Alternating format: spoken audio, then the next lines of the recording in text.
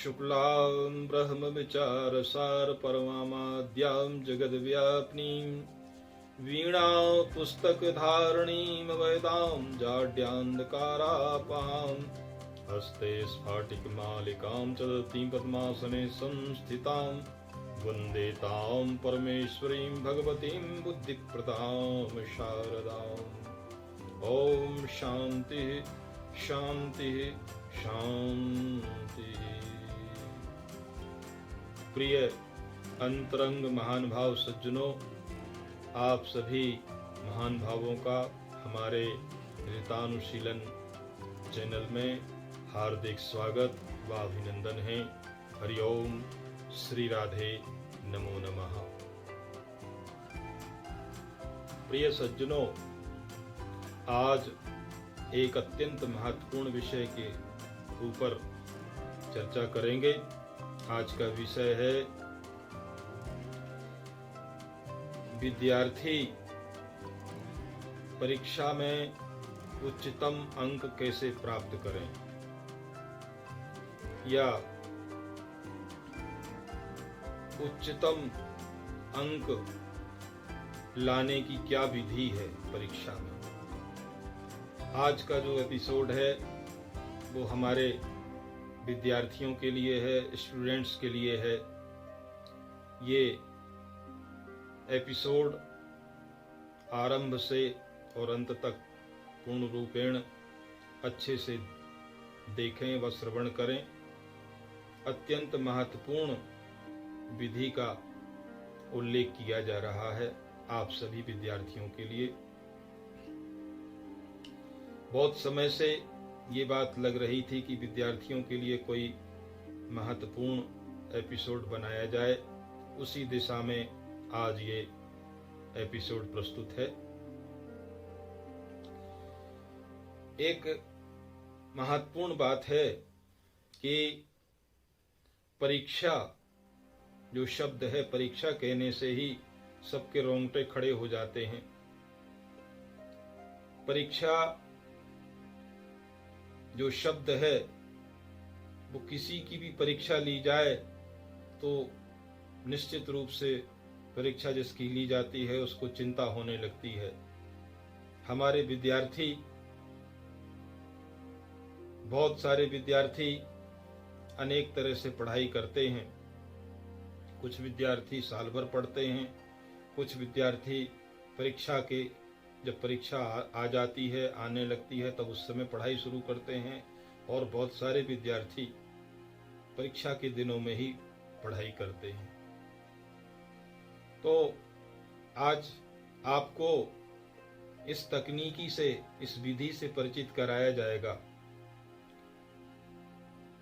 ये किस तरह से हम परीक्षा में उच्चतम अंक प्राप्त करें, मेरिट के अंक हमको कैसे मिलें। तो सबसे पहले तो क्या करना होगा विद्यार्थियों कि सबसे पहले हमको किसी विषय में या कहना चाहिए किसी कक्षा का कोई कोर्स है या कोई कंपटीशन परीक्षा है, कोई भी परीक्षा हो, तो सबसे पहले हमें ये देखना होगा कि उस परीक्षा का पाठ्यक्रम क्या है, सिलेबस जिसको कहते हैं, उस परीक्षा का पाठ्यक्रम या सिलेबस क्या है। सबसे पहले हम उस सिलेबस को देखेंगे। सिलेबस देखेंगे, सिलेबस को पूरा पढ़ेंगे। पढ़ने के बाद उस सिलेबस को ये देखेंगे कि कितनी यूनिट हैं उसकी, कितने अध्याय हैं, और उस सिलेबस को हमको क्या करना होगा कि पहला स्टेप तो ये है कि आप सिलेबस को पूरा निरीक्षण करें, पूरा सिलेबस देखें। सिलेबस को देखने के बाद पहला काम आपका हो चुका। जब आपने सिलेबस देख लिया तो दूसरा स्टेप आपको क्या करना है, ये देखना है कि आपका जो सिलेबस है उसके मुताबिक आपके पास जो टेक्स्ट बुक हैं या आपकी जो किताबें हैं वो हैं आपके पास पूरी की नहीं। अगर वो आपके पास किताबें हैं तो ये देखिए कि उन किताबों में वो विषय पूरा है। अगर नहीं है तो आप उसकी सामग्री को संग्रह कीजिए अन्यत्र स्थल से या नेट से सर्च करके वो सामग्री संग्रह कीजिए। विषय सामग्री जो आपकी है, दूसरा स्टेप ये है कि आपको विषय सामग्री संग्रह करना है। पहला स्टेप ये था कि पाठ्यक्रम निरीक्षण, पाठ्यक्रम देखना है, उसको पढ़ना है, समझना है। इसके बाद दूसरा स्टेप ये है कि विषय सामग्री इकट्ठी करनी है। तो विषय सामग्री जब आपकी इकट्ठी हो गई तो तीसरे स्टेप में आपको क्या करना है कि वो पूरा जो सिलेबस है उसको आपको ये देखना है कि ये उसकी आकार कितना है, कि वो हम कितने दिन में इसको किया जा सकता है। तो उसको आपको कुछ कालक्रम या पीरियड में उसको जो है बांट लेना है। मान लो वह आपका जो पाठ्यक्रम है वो 6 महीने में हो पाएगा, तो आपको उसको 1 महीने पहले ही कंप्लीट करना है। तो 5 महीने में उसको बांट लें। 6 महीने का अगर पाठ्यक्रम है तो उसको 5 महीने में आप बांट लें। या ऐसा भी कर सकते हैं कि 6 महीने का जो पाठ्यक्रम है उसको जो है 6 महीने में बांट लें, लेकिन 1 महीना अतिरिक्त रखें कंप्लीट होने के बाद। तो 6 महीने का पाठ्यक्रम आपने 5 में बांट लिया। अब जो 5 महीने में आपने पाठ्यक्रम बांटा, उस 5 महीने में आपको ये निर्धारित करना पड़ेगा कि आप शाम को अध्ययन करें या सवेरे अध्ययन करें, कि हम कितने समय, कितने घंटे हम पढ़ेंगे तो हमारा 1 दिन का टॉपिक पूरा हो जाएगा। और ऐसे आपको 5 महीने तक लगातार 3 घंटे, 2 घंटे या 4 घंटे जो आपका निर्धारित होता है उसके आधार पर आपको पढ़ना होगा। पढ़ने की विधि क्या होगी कि गणित को छोड़ करके दूसरे जो विषय हैं उन सारे विषयों को आपको, पहला स्टेप तो ये होगा कि आपको एक स्टोरी जैसा पढ़ना होगा। जैसे कोई चैप्टर है, आपको पूरा स्टोरी जैसा पढ़ लीजिए। आप ये मत समझिए कि हम पढ़ाई कर रहे हैं, आप पूरा कहानी जैसा पढ़ लीजिए। कम से कम आपको एक चैप्टर को जो है 3 से 5 बार स्टोरी जैसा पढ़ लेना है। और हाथ में आपके पेंसिल होना चाहिए पढ़ते समय। पहली बार तो आप सीधे 3 बार कम से कम सीधे पढ़ लें, 4 बार तक। और 5वीं बार जब आप पढ़ेंगे तो आप उसमें कठिन शब्दों के अंडरलाइन करते जाएं। छोटे छोटे प्रश्न भी आपको उसमें मिलेंगे तो उनको अंडरलाइन करते जाएं। 5 बार जब आपने लेसन को पढ़ लिया तो उसके अंदर छोटे छोटे क्वेश्चन, छोटे छोटे प्रश्न होंगे तो उनको आप अंडरलाइन कर लीजिए। इसके बाद जो चैप्टर के पीछे जो क्वेश्चन दिए रहते हैं वो 3-4 प्रकार के क्वेश्चन होते हैं। वस्तुनिष्ठ होते हैं, लघुत्तरीय होते हैं और दीर्घोत्तरीय होते हैं।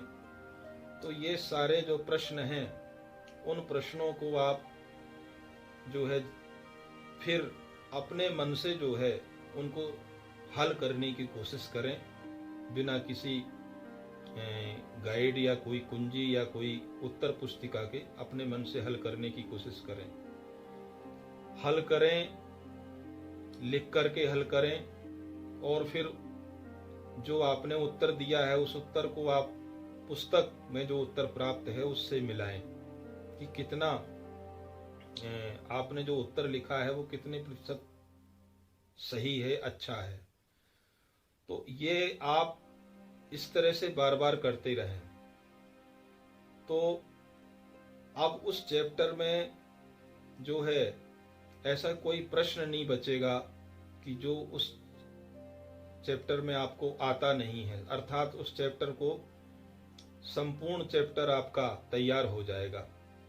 इस तरह से जितने भी चैप्टर हैं आपके उस सारे चैप्टर तैयार कीजिए और 6 महीने के कोर्स को 5 महीने के कोर्स में 5 महीने में समाप्त करके और 1 महीना जो आप रखिए वो रिवीजन के लिए रखिए।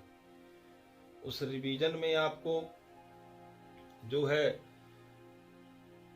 पूरा रिवीजन नहीं करना है, जो चैप्टर में जो चीजें छूटी हुई हैं उनको कवर करना है, और जो कुछ कठिन टॉपिक हैं उनको देखना है, और बाकी जो समय आपका रहता है वो पूरा रिवाइज करना है। तो आप देखेंगे कि जो आपने समय डिस्ट्रीब्यूट किया है उस समय के अंदर आपका पूरा कोर्स कंप्लीट हो जाएगा। और कोर्स कंप्लीट होने के बाद जब आपका कोर्स कंप्लीट हो गया 5 महीने में और 6 महीने में आपका कंप्लीट हो गया, तो उसके बाद आपको बार बार ज़्यादा वो नहीं, एक ही चीज़ को बार बार नहीं पढ़ना है। फिर इसके बाद आप जब वही चीज़ अपने मन से उसमें सारे क्वेश्चन आपको खुद बनने लगेंगे, सारे क्वेश्चन आप उस टेक्स्ट में से खुद ही आप प्रश्न तैयार करने लगेंगे। अर्थात टेक्स्ट में जब आपको खुद प्रश्न तैयार करना, उत्तर तो अलग बात है, आप प्रश्न खुद बनाने लगेंगे। जब उसमें खुद प्रश्न आप बनाने लगेंगे और उनका जो उत्तर आप दे रहे हैं, तो उस उत्तर की जांच आपने पहले ही कर ली कि कितने प्रतिशत तक, अर्थात 100% तक आप जो है उसके उत्तर आप जो दे रहे हैं वो उच्चतम दे रहे हैं। वही उत्तर आपको जब परीक्षा में आप लिखेंगे, लेकिन परीक्षा में एक दूसरा विषय और हो जाता है कि जो समय का प्रबंधन है। मान लो आपका 3 घंटे का पेपर है, या कंपटीशन का जो पेपर है वो 1 या 1.5 घंटे का होता है, तो उस टाइम में आपको जो है कंपटीशन का दे रहे हो, तो कंपटीशन का जो समय है उस समय में कम से कम आधा घंटे पहले आपका पेपर हो जाए, जब उसको आप पुनः एक बार फिर से देख सकें। इसी तरह जब कोई कक्षाओं की परीक्षा है उसमें अगर आप लिख रहे हैं तो वो भी समय के पहले आपका पूरा पेपर हो जाए, तो पूरा पेपर हो जाएगा तो आप उसको फिर से देख सकेंगे। साथ में प्रस्तुति आपकी जो होती है वो प्रस्तुति भी, ये सारी चीज़ें आप जब आप अपना कोर्स कंप्लीट कर रहे हैं, कोर्स कंप्लीट करने के बाद आपको समय मिलता है तो उस समय में आप लेखन की प्रस्तुति, ये सारी चीज तैयार कर सकते हैं। तो निश्चित रूप से आपके जब आप परीक्षा में प्रस्तुति देंगे, आपकी लिखित प्रस्तुति होगी, और वस्तुनिष्ठ तो चूंकि कोई बच नहीं पाएगा, क्योंकि चैप्टर की हर चीज देखी है, कोई वस्तुनिष्ठ बच नहीं पाएगा। तो आप दोनों तरह की परीक्षाएं उच्चतम हाईएस्ट अंकों में जो है प्राप्त कर सकेंगे। आपको उच्चतम अंक मिलेंगे परीक्षा में और आप निश्चित रूप से सफल होंगे। तो विद्यार्थियों, ये कुछ महत्वपूर्ण जानकारियां थीं। अगर आपका कोई प्रश्न है किसी तरह का तो आप कमेंट कर सकते हैं, आपके प्रश्नों के जवाब दिए जाएंगे। और इसी के साथ आप सभी से आज्ञा लेते हैं। हरि ओम, श्री राधे, नमो नमः।